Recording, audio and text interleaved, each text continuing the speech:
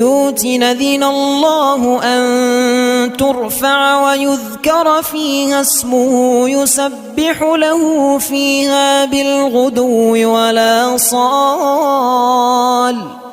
رجال لا تلهيهم تجارة ولا بيع عن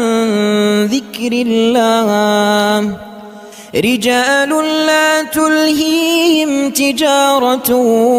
ولا بيع عن ذكر الله وإقام الصلاة وإيتاء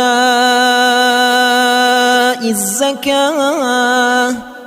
يخافون يوما تتقلب فيه القلوب والأبصار ليجزيهم الله أحسن ما عملوا ويزيدهم من فضله